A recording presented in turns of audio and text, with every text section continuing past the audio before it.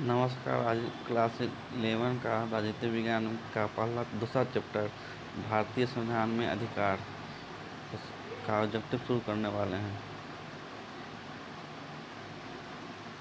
वर्तमान में भारतीय नागरिकों को कितने मौलिक अधिकार हैं?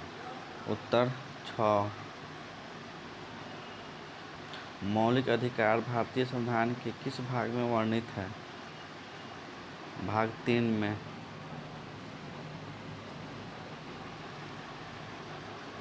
मौलिक अधिकारों के संशोधन में कौन सा सक्षम है? आंसर होगा संसद। वर्तमान में मौलिक अधिकारों की संख्या कितनी है? 11। भारतीय संविधान में मौलिक कर्तव्यों को किस संशोधन के द्वारा सम्मिलित किया गया है? 42वें संशोधन। संविधान के किस अनुच्छेद में छुआछूत को समाप्त कर देने की व्यवस्था है? अनुच्छेद 17।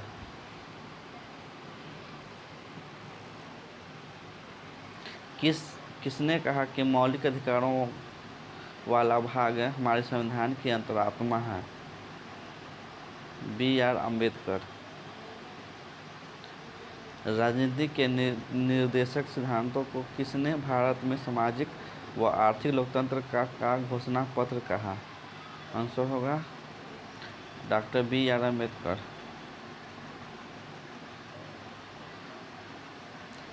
देश की रक्षा करना किस कोटि में आता है? मौलिक कर्तव्य में। हमारे देश में दासता की मनाही किस मौलिक अधिकार में समाहित है? शोषण के विरुद्ध अधिकार। सर्वोच्च न्यायालय के किस महत्वपूर्ण निर्णय में कहा गया कि हमारे मौलिक अधिकारों में कटौती नहीं की जा सकती है? केशवानंद भारती केस 1973। भारतीय संविधान में वर्णित इनमें से कौन सा अधिकार मौलिक अधिकार नहीं है? संपत्ति का अधिकार। भारत के संविधान में मौलिक अधिकार 42वें संशोधन के द्वारा जोड़े गए थे। किस संविधान संशोधन के तहत संपत्ति के अधिकार को हटाया गया? 44वां संशोधन। स्वतंत्रता पूर्व काल में किस दस्तावेज में नागरिकों के मौलिक अधिकारों का स्पष्ट वर्णन मिलता है? आंसर 1928 की नेहरू रिपोर्ट। मौलिक अधिकारों का संरक्षक कौन है? सर्वोच्च न्यायालय। राष्ट्रीय मानव अधिकार आयोग का गठन कब हुआ? आंसर 1993 में।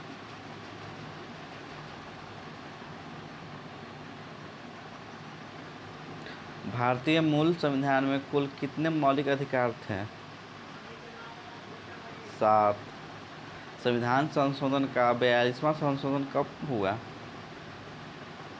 1976। मोतीलाल नेहरू समिति ने अधिकारों के घोषणा पत्र की मांग कब उठाई गई थी? 7।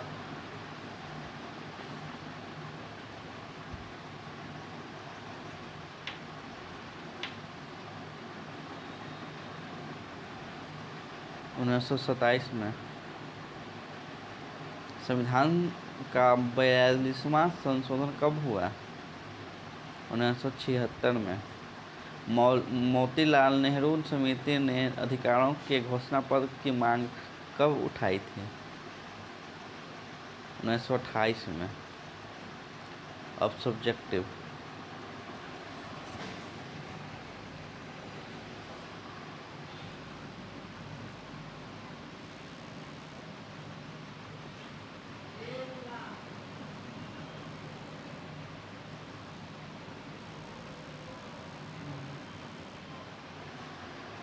उन्नीस सौ 28 में ही मोतीलाल नेहरू समिति ने अधिकारों के एक घोषणा पत्र की मांग उठाई थी। वर्ष 1976 में संविधान का 42वां संशोधन किया गया। वर्ष 2000 में सरकार ने राष्ट्रीय मानवाधिकार आयोग का गठन किया। 1978 में जनता पार्टी की सरकार ने 44वां संविधान संशोधन के द्वारा संपत्ति के अधिकार को मौलिक अधिकारों की सूची से निकाल दिया और संविधान के अनुच्छेद 300 क के अंतर्गत उसे एक सामान्य कानूनी अधिकार बना दिया। दक्षिण अफ्रीका का संविधान दिसंबर 1996 में लागू हुआ। इसे तब बनाया और लागू किया गया जब रंग भेद वाली सरकार के हटने के बाद दक्षिण अफ्रीका गृह युद्ध के खतरे से जूझ रहा था। अनुच्छेद 16(4) इस अनुच्छेद की कोई बात राज्य को पिछड़े हुए नागरिकों के किसी वर्ग के पक्ष में जिनका प्रतिनिधित्व राज्य के अधीन सेवाओं में पर्याप्त नहीं है, नियुक्तियां या पदों के आरक्षण का प्रावधान करने से नहीं रोकेगी।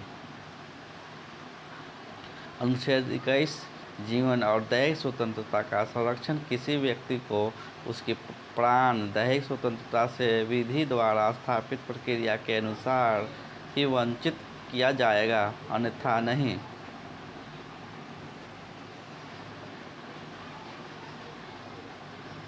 स्वतंत्रता के सबसे महत्वपूर्ण अधिकारों में जीवन और व्यक्तिगत स्वतंत्रता का अधिकार है। किसी भी नागरिक को कानून द्वारा निर्धारित प्रक्रिया का पालन किए बिना उसके जीवन और व्यक्तिगत स्वतंत्रता से वंचित नहीं किया जा सकता। प्रत्यक्ष रूप से निवारक नज़रबंदी सरकार के हाथ में असामाजिक तत्वों और राष्ट्र विरोधी तत्वों से निपटने का एक हथियार है। हमारा संविधान इसका भी प्रावधान करता है कि जिन लोगों पर विभिन्न अपराधों के आरोप में उन्हें भी पर्याप्त सुरक्षा मिले। संविधान के अनुसार 14 वर्ष से कम उम्र के बच्चों को किसी कारखाने, खदान या अन्य किसी खतरनाक कामों में नौकरी नहीं दी जा सकती।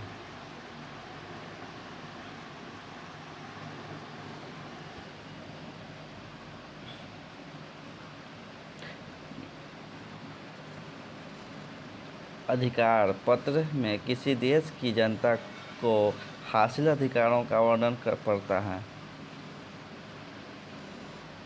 सही है। अधिकार पत्र व्यक्ति की स्वतंत्रता की रक्षा करता है। सही। विश्व में हर देश में अधिकार पत्र होता है। गलत।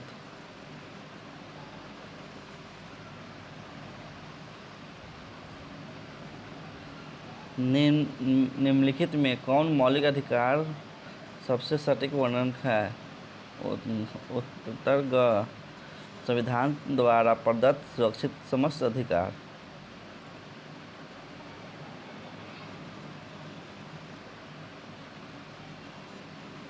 अगला, राष्ट्रीय एयरलाइन के चालक परिचालक दर के ऐसे पुरुषों को जिनका वजन ज़्यादा है नौकरी में तरक्की दी गई, लेकिन उनके ऐसी महिला सहकर्मियों को दंडित किया गया जिनका वजन बढ़ गया था।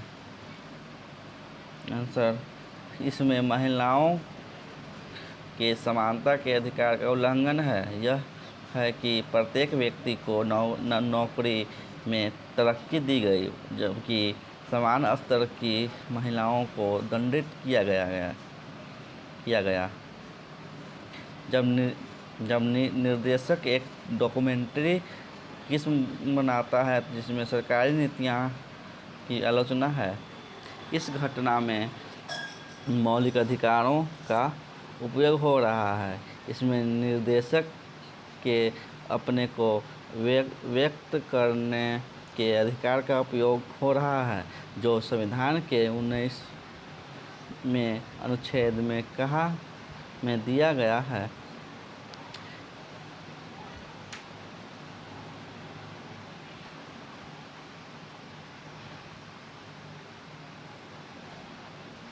एक बड़े बांध के कारण विस्थापित हुए लोग अपने पुनर्वास की मांग करते हुए रैली निकालते हैं। इस घटना में मौलिक अधिकार का उपयोग हो रहा है। अनुच्छेद 19 में दिए गए अधिकार किसी भी उद्देश्य के लिए संगठित होने का उपयोग करके विस्थापित लोग संगठित होकर रैली निकाल रहे हैं।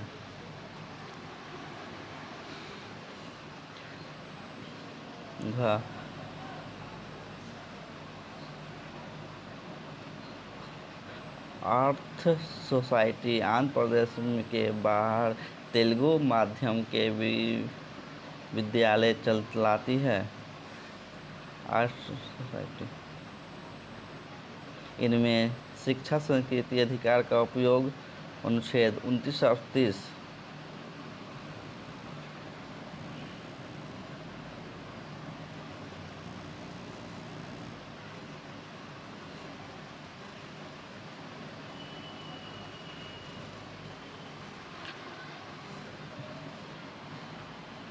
निम्नलिखित में कौन संस्कृति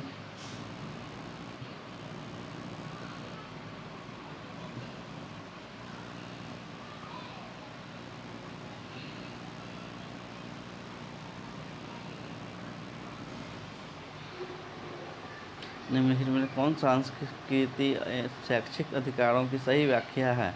शैक्षिक संस्थाओं खोलने वाले और अल्पसंख्यक वर्गों के ही बच्चे उस संस्थान में पढ़ाई कर सकते हैं। सरकारी विद्यालयों को यह सुनिश्चित करना चाहिए कि अल्पसंख्यक वर्ग के बच्चों को उनकी संस्कृति और धर्म विश्वासों से परिचित कराया जाए। भाषाई और धार्मिक अल्पसंख्यक अपने बच्चों के लिए विद्यालय खोल सकते हैं और उनके लिए इन विद्यालयों को आरक्षित कर सकते हैं।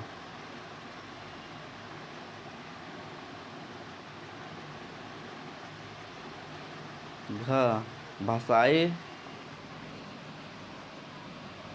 और धार्मिक अल्पसंख्यक यह मांग कर सकते हैं कि उनके बच्चे द्वारा संचालित शैक्षणिक संस्थाओं के अतिरिक्त किसी अन्य संस्थान में नहीं पढ़ेंगे।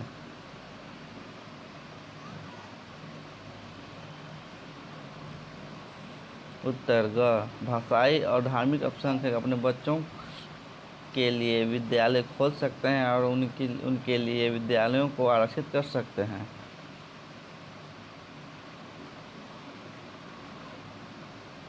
निम्न में कौन मौलिक अधिकारों का उल्लंघन है और क्यों?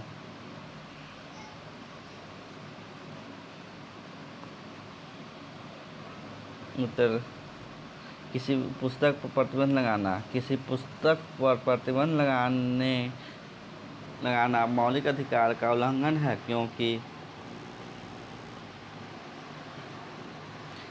क्योंकि इसमें अनुच्छेद 19 का उल्लंघन है।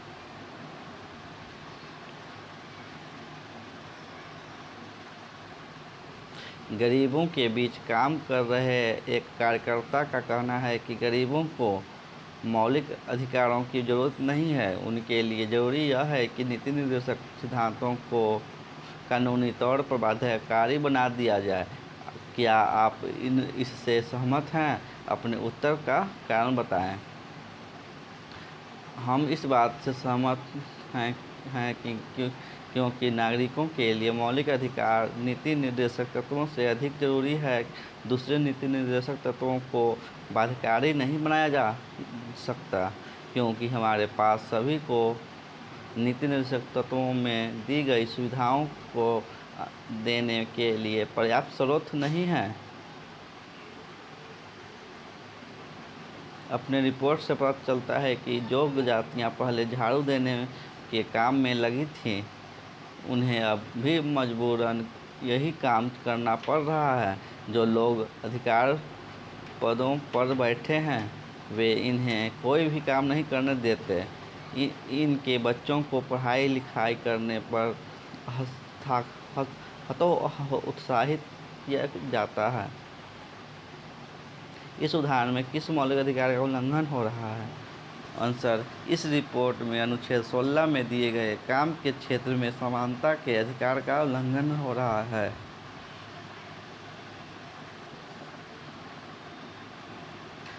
अगला क्वेश्चन, एक मानवाधिकार समूह ने अपनी याचिका में अदालत या ध्यान में मौजूद भुखमरी की स्थिति की तरफ खींचा। भारतीय खाद्य निगम के गोदामों में 5 करोड़ टन से ज़्यादा अनाज भरा हुआ था। स्रोत से पता चलता है कि अधिकांश राशन कार्डधारी यह नहीं जानते हैं कि उचित मूल्य की दुकानों से कितनी मात्रा में अनाज खरीद सकते हैं। मानवाधिकार समूह ने अपनी याचिका में अदालत से निवेदन किया कि वह सरकार को सार्वजनिक वितरण प्रणाली में सुधार करने का आदेश दे।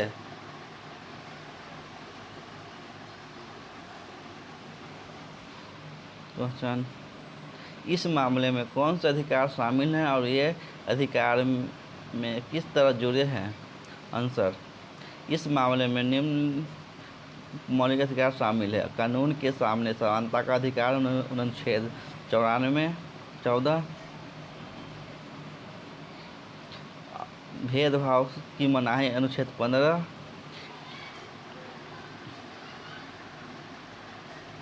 क्या वे अधिकार जीवन की अधिकार का एक अंग है।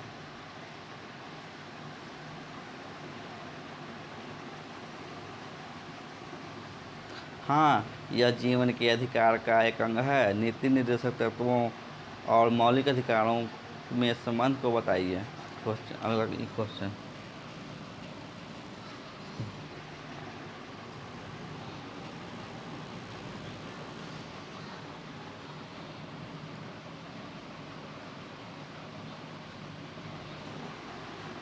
नीति निर्देशक तत्वों और मौलिक अधिकारों के संबंध को बताइए। नीति निर्देशक तत्वों और मौलिक अधिकार में संबंध।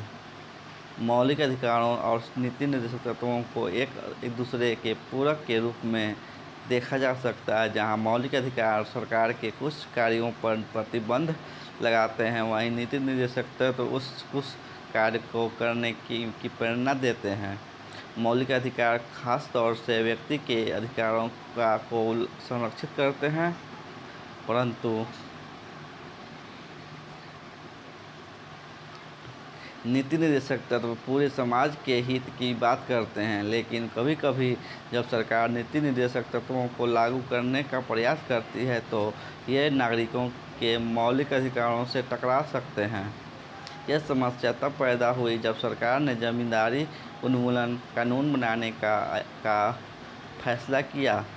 इसका विरोध इस आधार पर किया गया कि उससे संपत्ति के मौलिक अधिकार का हनन होता है, लेकिन यह सोचकर कि सामाजिक आवश्यकताएं व्यक्तिगत हित के ऊपर है, सरकार ने नीति निर्देशक तत्वों को लागू करने के लिए संविधान का संशोधन किया।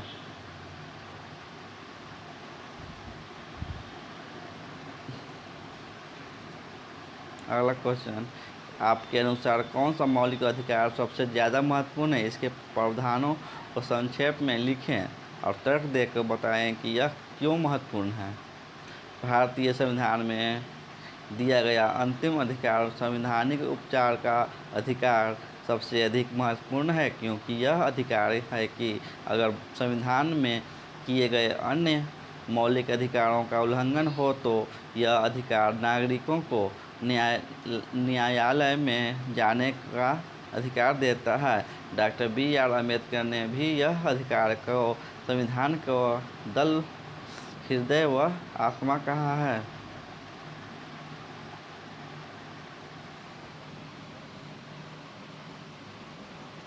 नीति निर्देशक तत्वों और मौलिक अधिकारों में संबंध को बताइए। नीति निर्देशक तत्वों और मौलिक अधिकारों में संबंध। मौलिक अधिकारों और नीति निर्देशक तत्वों को एक दूसरे के पूरक के रूप में देखा जा सकता है। जहां मौलिक अधिकार सरकार के कुछ कार्यों पर प्रतिबंध लगाते हैं, यही नीति निर्देशक तत्व उसे कुछ कार्यों को करने की प्रेरणा देते हैं। मौलिक अधिकार खास तौर से व्यक्ति के अधिकारों को संरक्षित करते हैं, परंतु निर्देश तौर पर पूरे समाज के हित में बात करते हैं। लेकिन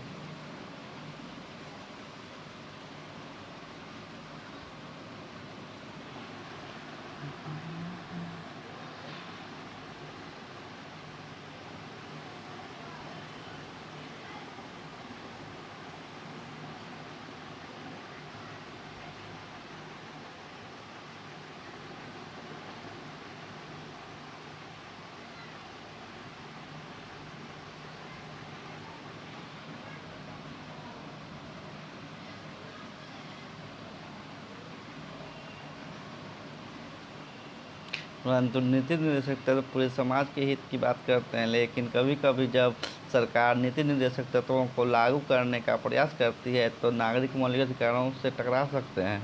यह समस्या तब पैदा हुई जब सरकार ने जमींदारी उन्मूलन कानून बनाने का फैसला किया। इसका विरोध इस आधार पर किया गया कि उसने संपत्ति के मौलिक अधिकारों का हनन होता है, लेकिन यह सोच कर कि सामाजिक आवश्यकताएं व्यक्तिगत हित के ऊपर है, सरकार ने नीति निर्देशक तत्वों को लागू करने के लिए संविधान का संशोधन किया। अगला क्वेश्चन, भारतीय संविधान में निहित ऐसे अधिकार का वर्णन नहीं किया जा सकता है जिनके लिए न्यायालय में दावा नहीं किया जा सकता।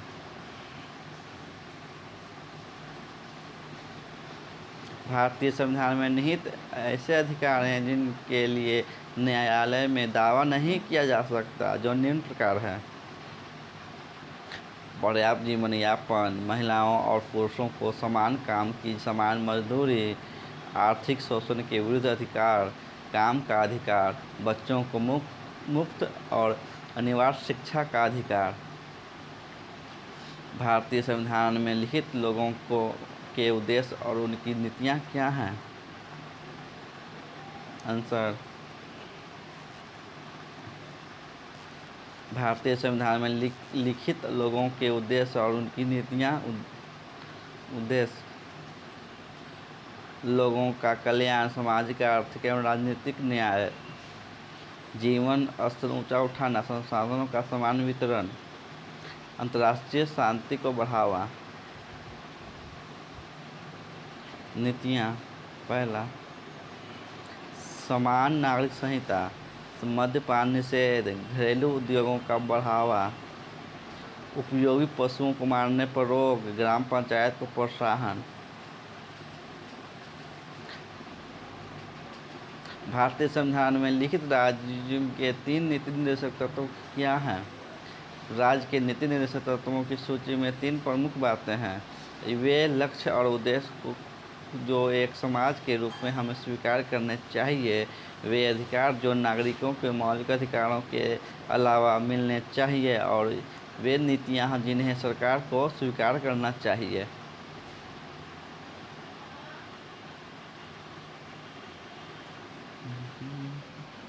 पाँचवा, भारतीय संविधान में नागरिकों को कौन से अधिकार दिए गए हैं? भारतीय संविधान में नागरिकों को निम्न अधिकार दिए गए हैं: समता का अधिकार, धार्मिक स्वतंत्रता का अधिकार, शोषण के विरुद्ध अधिकार, अल्पसंख्यक समूहों के लोगों के सांस्कृतिक और शैक्षिक अधिकार। पाँचवां, संवैधानिक उपचारों का अधिकार।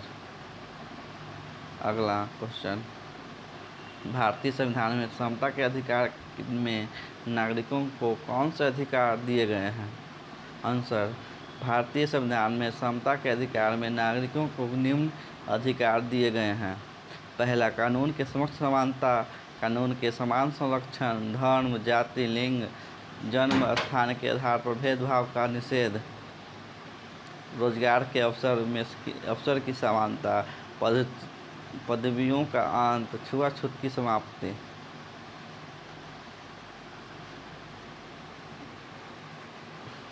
भारतीय संविधान में भारतीय स्वतंत्रता के अधिकार में नागरिकों को कौन से अधिकार दिए गए हैं? उत्तर, भारतीय संविधान में धार्मिक स्वतंत्रता के अधिकार में नागरिकों को निम्न अधिकार दिए गए हैं: आत्मा, प्रार्थना की आज़ादी, धार्मिक मामलों में प्रबंधन और खास तरह की जिन संस्थाओं में धार्मिक निर्देशन निर्देश देने की स्वतंत्रता। अगला क्वेश्चन, भारतीय संविधान में शोषण के विरुद्ध अधिकारों में नागरिकों को कौन से अधिकार दिए गए हैं?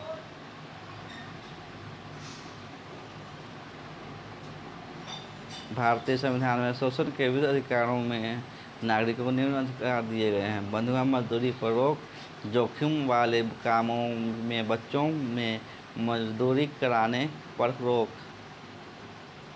भारतीय संविधान में अल्पसंख्यक समूहों के लोगों को कौन से अधिकार दिए गए हैं? आंसर, भारतीय संविधान में अल्पसंख्यक समूहों के लोगों को निम्न अधिकार दिए गए हैं। पहला,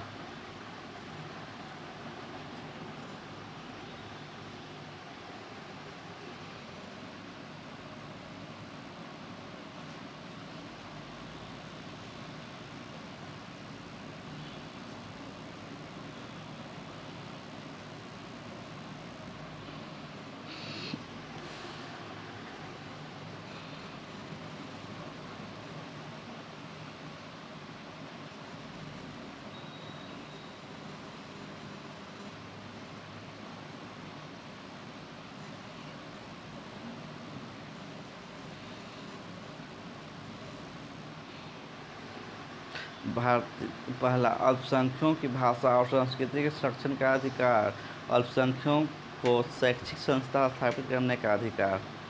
अगला क्वेश्चन,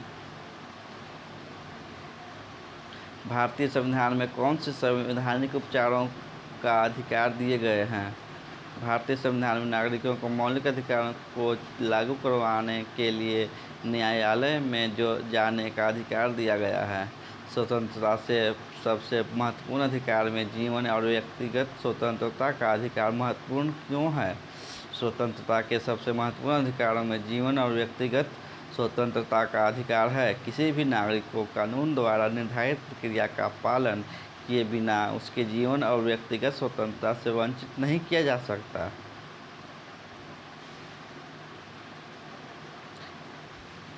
इसका अर्थ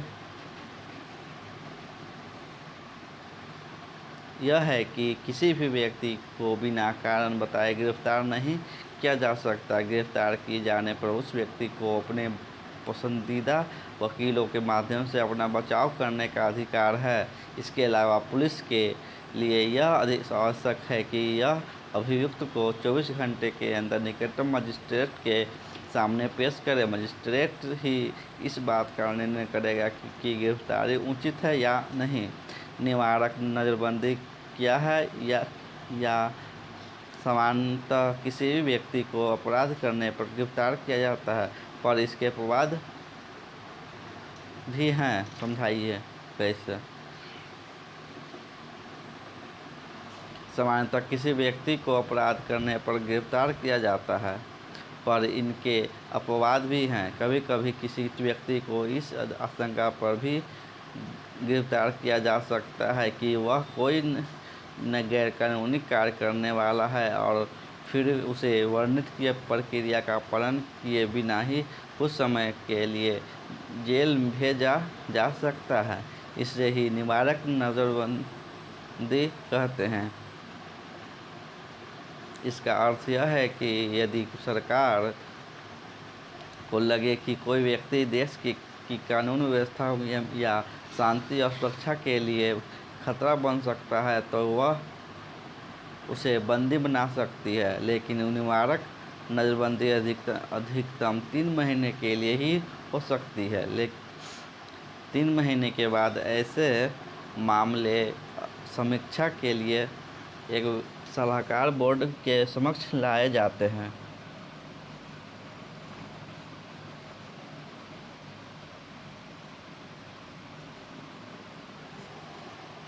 न्यायालय में निष्पक्ष मुकदमे के लिए संविधान किन 3 अधिकारों की व्यवस्था करता है?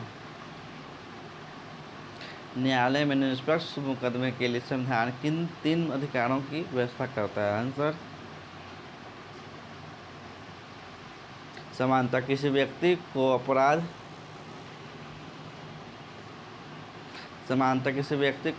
करने पर गिरफ्तार किया जाता है, पर इसके अपवाद भी हैं। कभी कभी किसी व्यक्ति को इस आशंका पर भी गिरफ्तार किया जा सकता है कि वह कोई गैर कानूनी कार्य करने वाला है उसे और फिर उसे वर्णित प्रक्रिया का पालन किए बिना ही कुछ समय के लिए जेल भेजा जा सकता है। इसे ही निवारक नज़रबंदी कहते हैं। इसका अर्थ यह है कि यदि सरकार को लगे कि कोई व्यक्ति देश की कानून व्यवस्था या शांति और सुरक्षा के लिए खतरा बन सकता है तो वह उसे बंदी बना सकती है, लेकिन निवारक नज़रबंदी अधिकतम 3 महीने के लिए ही हो सकती है। 3 महीने के बाद ऐसे मामले समीक्षा के लिए एक सलाहकार बोर्ड के समक्ष लाए जाते हैं।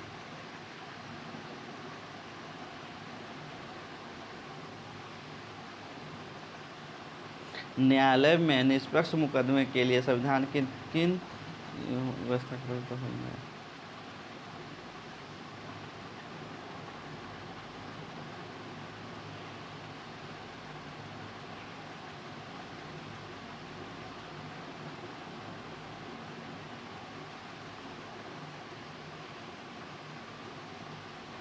न्यायालय में निष्पक्ष मुकदमे के लिए संविधान 3 अधिकारों की व्यवस्था करता है। पहला, किसी भी व्यक्ति को एक ही अपराध के लिए एक बार से ज़्यादा सज़ा नहीं मिलेगी।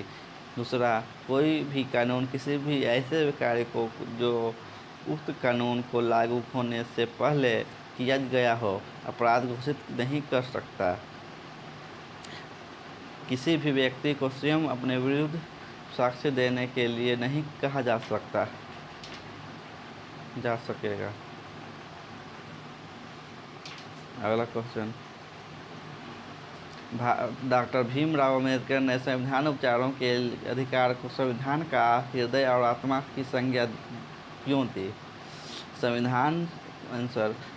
संवैधानिक उपचारों का अधिकार वह साधन है जिसके द्वारा ऐसा किया जा सकता है कि इसके अंतर्गत हर नागरिक को यह अधिकार प्राप्त है कि वह अपने मौलिक अधिकारों के उल्लंघन की स्थिति में सीधे उच्च न्यायालय या सर्वोच्च न्यायालय जा सकता है। सर्वोच्च न्यायालय उच्च न्यायालय मौलिक अधिकारों को लागू करने के लिए सरकार को आदेश और निर्देश दे सकते हैं। इसलिए डॉक्टर अम्बेडकर ने इस अधिकार को संविधान का हृदय और आत्मा की संज्ञा दी।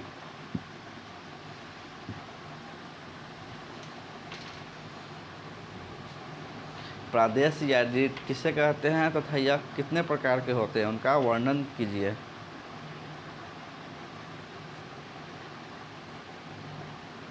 न्यायालय कई प्रकार के विशेष आदेश जारी करते हैं जिन्हें प्रादेश या रीट कहते हैं। यह निम्न प्रकार के हैं। बंदी प्रत्यक्षीकरण।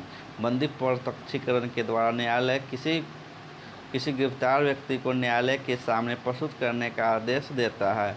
यदि गिरफ्तारी का तरीका या कारण गैरकानूनी या असंतोषजनक हो तो न्यायालय गिरफ्तार व्यक्ति को छोड़ने का आदेश दे सकता है। परमादेश। यह आदेश तब जारी किया जाता है जब न्यायालय को लगता है कि कोई सार्वजनिक पदाधिकारी अपने कानूनी और संवैधानिक दायित्वों का पालन नहीं कर रहा है। इससे किसी व्यक्ति को मौलिक अधिकार प्रभावित हो रहा है।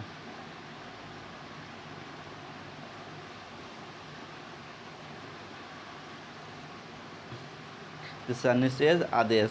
जब कोई निचली अदालत अपने अधिकार क्षेत्र का अतिक्रमण करके किसी मुकदमे की सुनवाई करती है तो ऊपर की अदालतें, उच्च न्यायालय या सर्वोच्च न्यायालय उससे ऐसा करने से रोकने के लिए निषेध आदेश जारी करती है।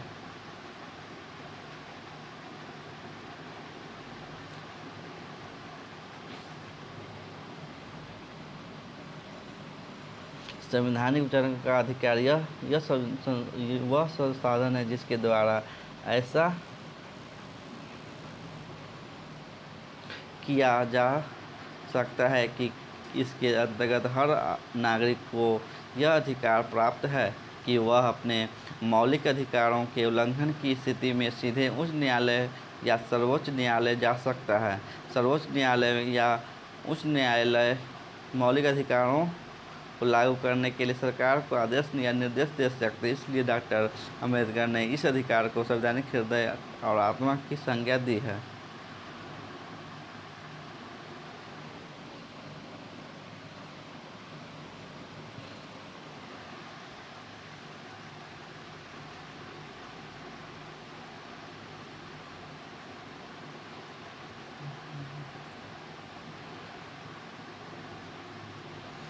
प्रादेश या रीट किसे कहते हैं तथा यह कितने प्रकार के होते हैं, उनका वर्णन कीजिए।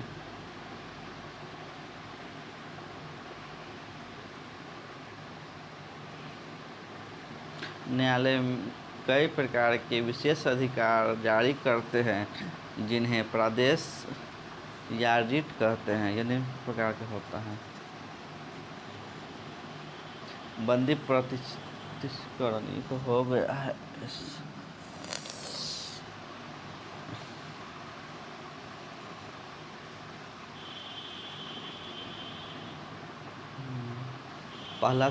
दूसरा चैप्टर समाप्त हुआ। क्लास 11 के पॉलिटिकल साइंस। इसका PDF पर पाने के लिए टेलीग्राम पर संपर्क कीजिएगा। धन्यवाद।